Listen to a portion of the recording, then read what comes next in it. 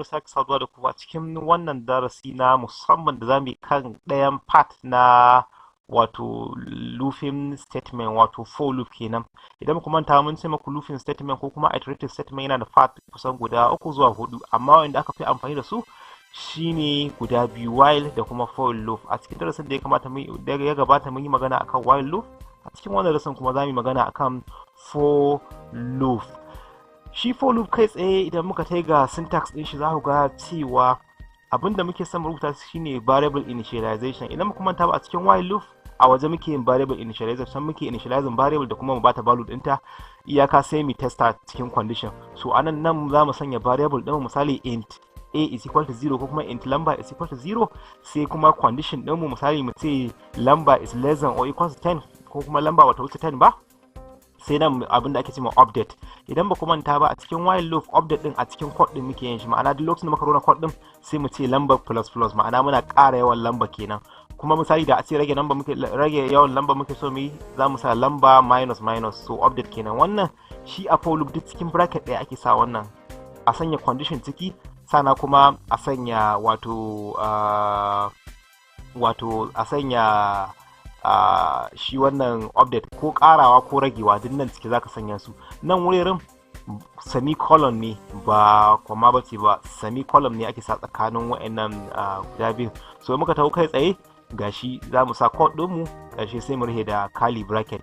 Kai tsaye ba tare da bata lokaci ba, idan za mu tai ga code din mu, kun ga gashi mi creating class namu, gashi nan for loop, gashi main method namu, sai gashi for int lamba is equal to 10. Misali bari mu fara daga misali 0, sai mu zo ga shi wannan 10 din, za mu ga komi kenan, so plus plus, so wannan kenan int lamba is equal to 0, mun yi initializing din lamba.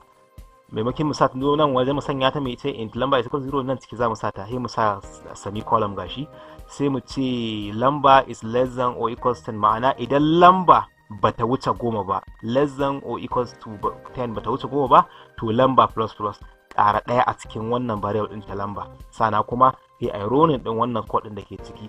Kun ga yanzu misali idan ya fara ronawa, farko lambar za ta kasance 0 ne, so zai zo ya testa condition ɗin sai ya ga 0a bata wuce 10 ba, sai ya zo nan sai ya printing ɗin 0 ɗin, sana sai ya ƙara wannan sai ta zama 1, sai ya ƙara testa ta, yanzu ta zama 1, a1 bata kai 10 ba, so sai ya zo sai ya printing din 1, sana sai ya ƙara ta zama 2, sai nan ma a ce sanan ma ya ce 2, sai ya zama 2 bata kai 10 ba, sai 2 bata kai 10 ba, sai ya zo nan ya printing din wannan, sai ya mira 3.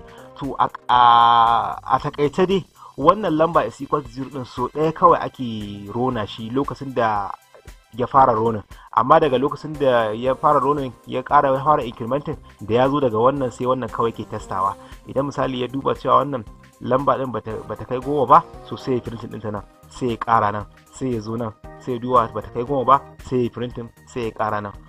Zai iya kasancewa printing a nan ciki, ko kuma zai iya kasancewa duk wani aiki, kowane irin aiki da kake so a maimaita maka shi har sau 10, kana iya sanya shi cikin wannan code din, ma'ana tsakiyar wannan curly bracket din guda biyu.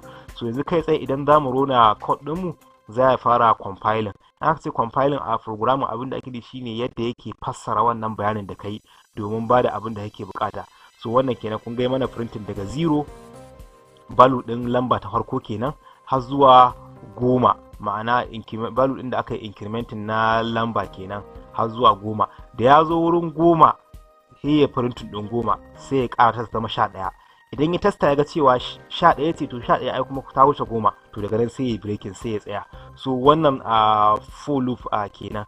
Again kuma maimakon ƙarawa za mu iya ragewa. Idan muna so mu ringa rage ɗaya duk cikin statement, so mu sa minus minus. So amma idan muna so dole ne wannan lamba farkon ta zama to ita kuma babba, ta yadda condition din zai holding. Misali za mu ce misali less than, ana greater than or equals to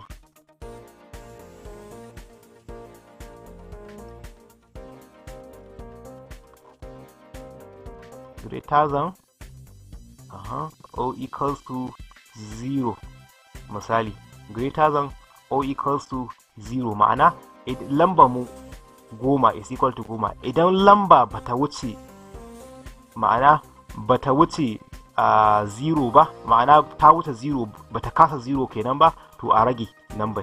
To yanzu farko zai zo number is 10, sai ga number 10 kuma ta wuce 0, sai ya print ɗinta sai ya rage ɗaya ta zama 9, sai ya ƙara duba nan 9 ta wuce 0 sai ya print ɗinta sai ta zama 8. haka zai yi har sai ta kai abin nan. Idan muka runa shi ma din za ku ga gashi za ya printin mana daga 10 zuwa 0, kun ga daga sama zuwa ƙasa kenan. So wannan kenan a darasi akan 4